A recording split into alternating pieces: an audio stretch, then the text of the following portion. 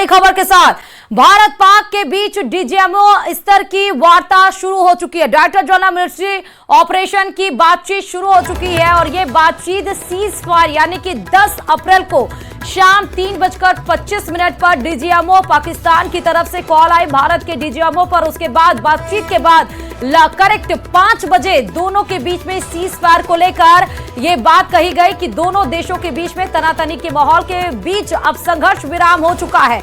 और उसके बाद आज का ये दिन और आज का ये समय मुकर्रर किया गया था कि जब डीजीएमओ की बातचीत शुरू होगी, तो ये बातचीत अब शुरू हो गई है।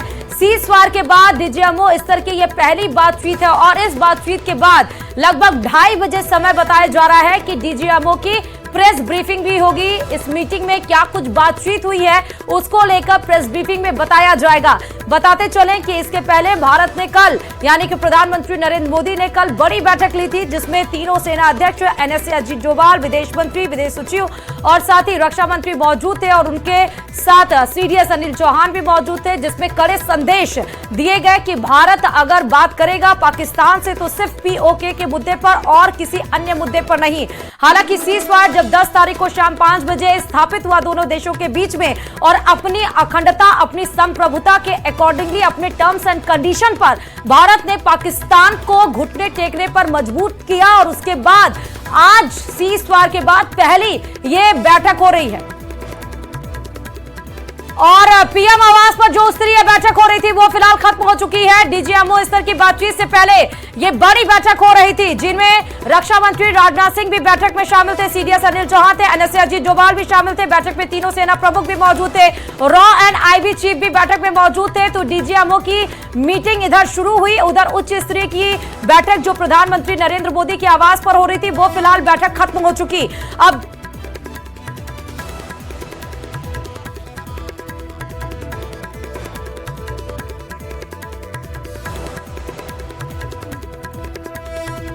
जो पुरानी बैठक आपको बता रहे हैं, देखिए 2 बैठक दरअसल डीजीएमओ से पहले बड़ी बैठक हो रही थी। डीजीएमओ की से पहले एक बड़ी बैठक हो रही थी पीएम आवास की, उच्च स्तरीय बैठक हो रही थी, वो खत्म हो चुकी है। लेकिन डीजीएमओ की जो समय बताया गया था 12:30 बजे, वो बैठक अब शुरू हो चुकी है। जो पीएम आवास पर उच्च स्तरीय बैठक हुई थी जिसमें सभी लोग शामिल थे, वो बैठक खत्म हो चुकी है और अब डीजीएमओ स्तर की जो बातचीत है वो शुरू हो चुकी है और 2:30 बजे डीजीएमओ की ही प्रेस ब्रीफिंग होगी। और इधर जम्मू कश्मीर और इंटरनेशनल बॉर्डर के इलाकों में बीती रात शांति भरी रही। इंडियन आर्मी के मुताबिक हाल के तनावपूर्ण हालातों के बाद यह पहली रात रही जब किसी भी तरह की कोई घटना सामने नहीं आई। सब शांत रहा और बॉर्डर पर कोई हलचल नहीं हुई। तस्वीरें आपके सामने हैं। लाइन ऑफ कंट्रोल पर लगातार तनाव बना हुआ है। हालांकि सीज फायर हुआ था, लेकिन जब सीज फायर की वायलेशन हुई उसके बाद लोगों का भरोसा टूट गया और अब लोग जो हैं कई जगहों पे बंकर बना रहे हैं और जहां पे बंकर बने हुए हैं उनके दरवाजे पहले ही खोल दिए गए। और जब लगातार उड़ी इलाके में फायरिंग 2 नाइट्स तक हुई तो लोग बंकर में चले गए जिन जिन के पास थे और बहुत सारे लोग इन इलाकों से निकल चुके हैं, खुद अपनी मर्जी से भी, और कुछ लोगों को इवैक्यूएट भी किया गया। मैं आपको दिखाने की कोशिश करूंगा। यहाँ पर बिल्कुल एक तैयारी चल रही है। जो लोग हैं उनको ऐसा लगता है कि हो सकता है कि लंबी जंग चले, तो इसलिए ये सीढ़ी वगैरह भी बना रहे हैं ताकि आसानी से ये देखिए, ये एक घर है, मैं दिखाने की कोशिश करूंगा। और अगर इनको लगता है कि कभी खतरा होगा, यानी अगर इस एरिया में ज्यादा फायरिंग हुई, तो अब ये सीढ़ी बना रहे हैं इसकी ताकि इस बंकर में ये जा सके। और यहाँ पे ये बिल्कुल कंक्रीट है और अब इसको यहाँ पे तैयार किया जा रहा है, यानी अप्रोचिंग रोड। ये देखिए यहाँ पे इन्होंने इसके नीचे ये लगाया है मैटिंग ताकि ये आसानी से यहाँ पे शिफ्ट हो सके। ये पूरा एलओसी के इर्द गिर्द का एरिया है और यहाँ पे बिल्कुल पाकिस्तानी आर्मी की तरफ से जो फायरिंग की जाती है वो फायर यहाँ पे पहुँचता है, चाहे वो मोर्टार शल हो, आर्टिलरी हो या इवन मशीन गन का फायर भी इस एरिया में आता है, क्योंकि थोड़ी दूरी पे है पाकिस्तान आर्मी के बंकर जो इंडियन आर्मी के बंकर, उस पर भी फायर करते हैं। आप बताइए क्या हालात हैं अभी यहाँ? जी शुक्र अल्लाह का, अस्सलाम। तो अभी क्या क्यों बना रहे हैं ये रास्ता पूरा? जाने के लिए रास्ता, हाँ, जब शेलिंग होती है तो उस वक्त जाने में थोड़ा दिक्कत हो जाती है। हाँ, तो कितने दिन तक यहाँ फायरिंग का सिलसिला जारी रहा? 4-5 दिन तक। परसों? हाँ 4-5 दिन तक। खौफ काफी लग रहा होगा? खौफ तो लग ही रहा है। आपने कुछ लोगों को शिफ्ट किया है यहाँ से या? हाँ तो 50-60 आदमी था। अच्छा, गांव का है। तो एरिया है ये जो आप पूरा एरिया देख रहे हैं, ये एलओसी का एरिया है और इर्द गिर्द हम बंकर नहीं दिखाना चाहेंगे, इंडियन आर्मी के बंकर हैं, लेकिन साथ में ही पाकिस्तानी बंकर जो है वो बिल्कुल नज़दीक है, यानी फायरिंग के रेंज में पूरा ये एरिया आता है। इसी वजह से इस एरिया में कम्युनिटी बंकर बनाए हैं सरकार ने, ताकि इस तरीके के अगर जंगी हालात पैदा हो जाते हैं या सीज फायर वायलेशन हो जाती है, ताकि लोग अपने आप को बचा सकें। आप बताइए कि अभी यहाँ पे लोग थे जब परसों रात को या कल रात को फायरिंग हुई बंकर में? जी जी। हाँ। तो इस पूरे एरिया में कितने सारे बंकर हैं? हमारे गांव में 3। आपके गांव में 3? जी जी। तो ये 2 आखिरी गांव हैं एलओसी पे। हाँ जी जी। काफ़ी जानी नुकसान भी आज तक इन एलओसी के एरियाज में हुआ है और काफ़ी घर टूट चुके हैं। और अब कम्युनिटी बंकर अगर और ज़्यादा होंगे इन इलाकों में तो शायद लोगों को भागना नहीं पड़ेगा, इन एरियाज को खाली करके जाना नहीं पड़ेगा, क्योंकि जो घर छोड़ के जाता है तो वो बेघर हो जाता है अपना घर होके भी। तो ऐसे में फिलहाल तनाव एलओसी पे बना है। और चलिए बड़ी खबर आपको इस बीच बता रहे हैं, भारतीय एयर स्पेस यात्री विमानों के लिए खुल गए हैं, क्योंकि भारत पाकिस्तान के तनाव के बीच तमाम जो फ्लाइट्स थे वो कैंसिल कर दिए गए थे, लेकिन अब यात्रियों के लिए विमान खुल चुके हैं। जी हां, 32 एयरपोर्ट के लिए ये चेतावनी रद्द कर दी गई है। किशनगढ़ एयरपोर्ट पर भी सभी ऑपरेशन शुरू हैं। किशनगढ़ में यात्रियों की बुकिंग फिर से शुरू हो चुकी है। ऑपरेशन सिंदूर के बाद से यह एयरपोर्ट बंद था। तो बड़ी खबर आपको बता रहे हैं, और जहां पर बहुत सारी गाइडलाइंस भी जारी की गई थी, खासकर जयपुर की अगर हम बात करें और राजस्थान की बात करें, जहां पर जो बाहर के जो लोग हैं जिनके पास टिकट्स नहीं है उनको टर्मिनल में जाने के लिए अलाउ नहीं किया गया था। आपको अगर कहीं जाना है तो 3 घंटे पहले आपको एयरपोर्ट पर अपनी रिपोर्टिंग करनी थी। अगर कहीं संदिग्ध आप पाए जाते तो पूरा सामान आपका चेक किया जाता। बहुत सारी गाइडलाइंस इस बीच में लागू की गई थी और साथ ही साथ बहुत सारी फ्लाइट्स को कैंसिल कर दिया गया था। लगभग 400 ऐसी फ्लाइट्स थी जिनको कैंसिल किया गया था। लेकिन अब क्योंकि यह बड़ी खबर निकल कर आई है, किशनगढ़ में यात्रियों की बुकिंग अब फिर से शुरू हो चुकी है। किशनगढ़ एयरपोर्ट पर सभी ऑपरेशन फिलहाल अभी शुरू हैं, लेकिन ऑपरेशन सिंदूर के बाद से ये एयरपोर्ट बंद था। 32 एयरपोर्ट के लिए ये चेतावनी अब रद्द कर दी गई है। और उधर पाकिस्तान की मिलिट्री लीडरशिप बहुत ज्यादा खतरे में पड़ गई। भारत ने जिस तरह से पाकिस्तान के सैन्य अड्डों को टारगेट किया, जनरल मुनीर से उनके कमांडर पूछ रहे हैं अब आगे कैसे बचेंगे। 90 घंटे के ऑपरेशन में पाकिस्तान में क्या हुआ, कौन से एयरबेस में कौन सा वेपन सिस्टम तबाह किया, इसकी पूरी रिपोर्ट पाकिस्तान को ऑपरेशन कर देगी, माफ करिएगा, परेशान कर देगी। और देखिए ये रिपोर्ट आप।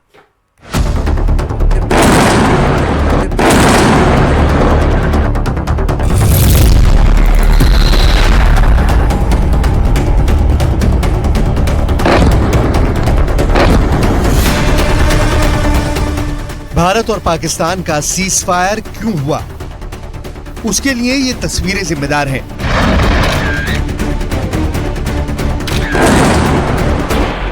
अटैक हुआ है नूर खान बेस पे। इन धमाकों ने पाकिस्तान में कोहराम मचा दिया। ये पाकिस्तान की एयरफोर्स की कमर तोड़ने वाला अटैक है। रहीम यार खान एयरबेस पर यह क्रेटर यानी गड्ढा बता रहा है कि हमला कितना जोरदार हुआ है। एक के बाद एक पाकिस्तानी वायुसेना के कई अड्डों पर वार किया गया। इस ऑपरेशन ने पाकिस्तान की वायुसेना की सांसें रोक दी। जनरल मुनीर की एयरफोर्स को पूरी तरह खत्म करने वाले हमले का ट्रेलर दिखाया जा चुका है। एक ही दिन में भारत ने पाकिस्तान की एयरफोर्स अड्डों पर कहर बरसा दिया।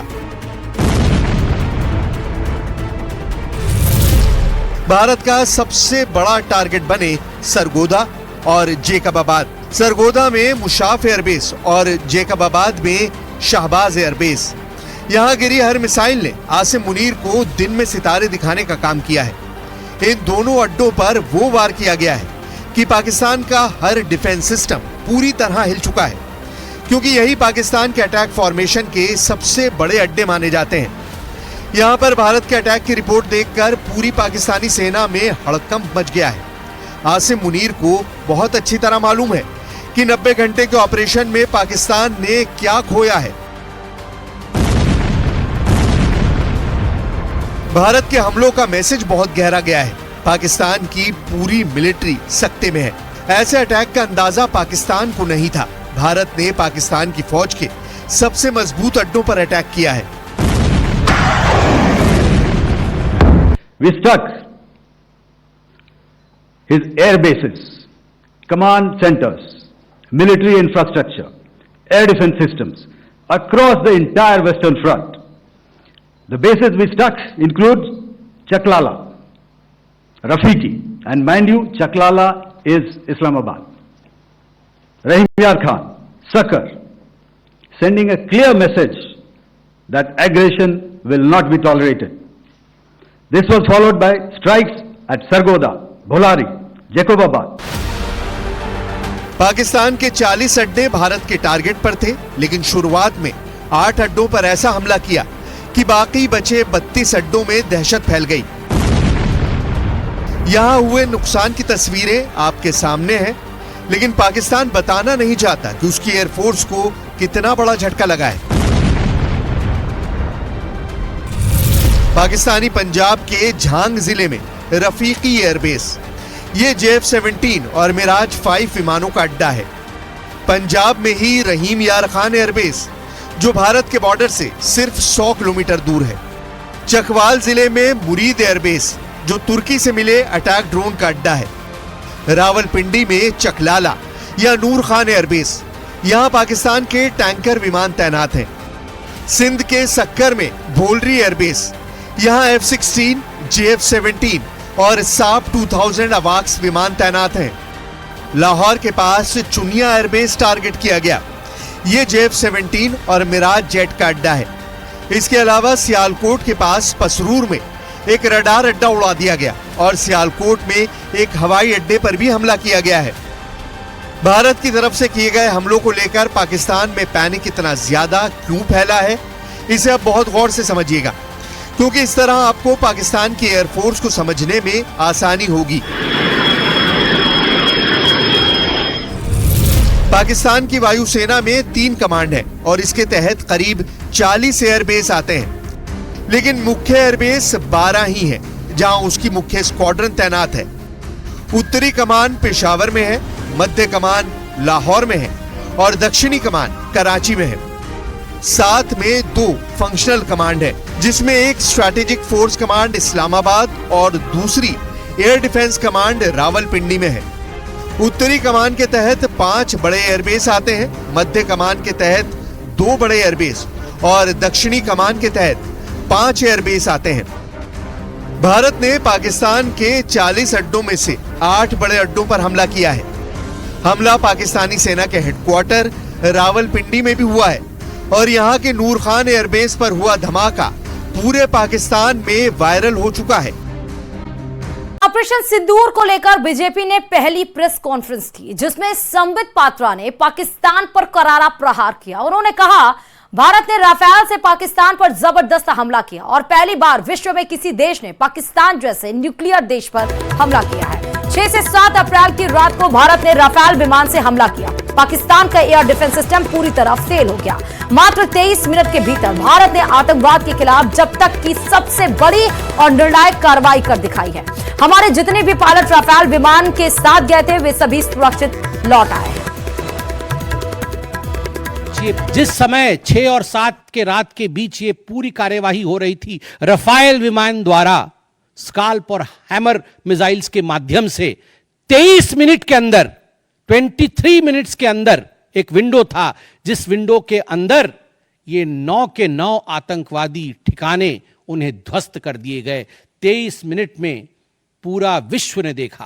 ऑपरेशन सिंदूर एक ऐसा ऑपरेशन था जो 100% सक्सेसफुल था और जितने हमारे जाबाज पायलट्स गए थे राफेल के साथ, उतने लौट के आए और आतंकवादी ठिकानों को ध्वस्त करके आए और किसी सिविलियन को नहीं मारा, किसी मिलिट्री बेस को नहीं मारा। पहली बार विश्व में किसी देश ने एक न्यूक्लियर कंट्री के अंदर घुस करके उनके एयर बेसेस को समाप्त करने का काम किया।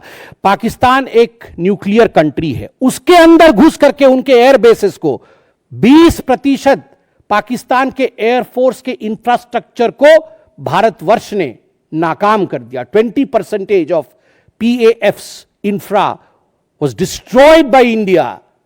जस्ट इमेजिन, एक न्यूक्लियर कंट्री है, उसमें घुस कर मारना, यह अपने आप में पूरे विश्व में पहला इंस्टेंस है। ऑपरेशन सिंदूर के दौरान पाकिस्तान का जो हश्र हुआ उसके पीछे एक बेहद कुशल रणनीति ने काम किया। भारतीय नौसेना के मुताबिक पहलगाम हमले के महज 96 घंटे बाद अरब सागर की लहरों पर भारत ने अपनी ताकत की नुमाइश शुरू कर दी थी, जिसका असर ऑपरेशन सिंदूर में देखा गया। और अभी देखिए इसी पर यह रिपोर्ट। आतंकवाद के खिलाफ जीरो टॉलरेंस की नीति पर चलते हुए हमारे यशस्वी प्रधानमंत्री पहलगाम आतंकी हमले का बदला पाकिस्तान कभी भूल नहीं पाएगा। एक ही रात में दहशतगर्दी के 9 ठिकाने तबाह कर दिए गए। पाकिस्तानी वायुसेना के 10 से ज्यादा एयरबेस को मिट्टी में मिला दिया गया। यानी भारत ने बताया कि आतंक को पालने की कीमत पाकिस्तान को बहुत भारी चुकानी होगी। अगर भारत के खिलाफ अब कोई आतंकी हमला हुआ तो उसे सीधा एक्ट ऑफ वॉर माना जाएगा।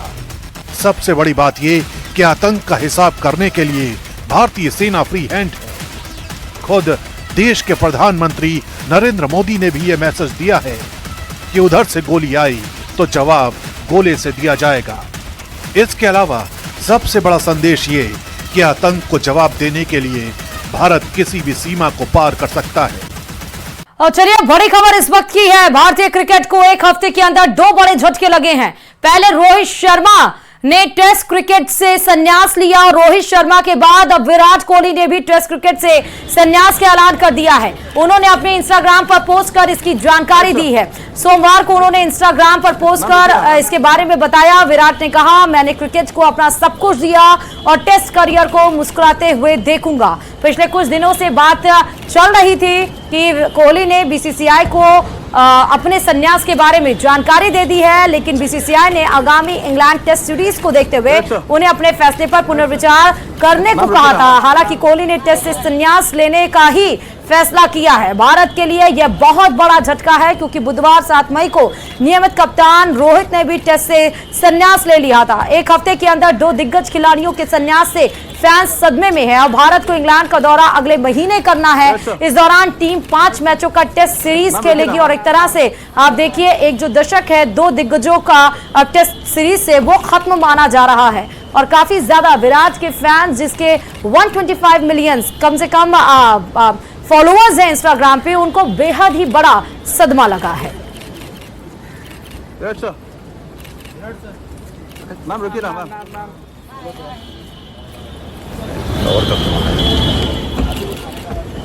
और फिलहाल अभी इतना ही। देखते रहिए न्यूज़ 18 राजस्थान।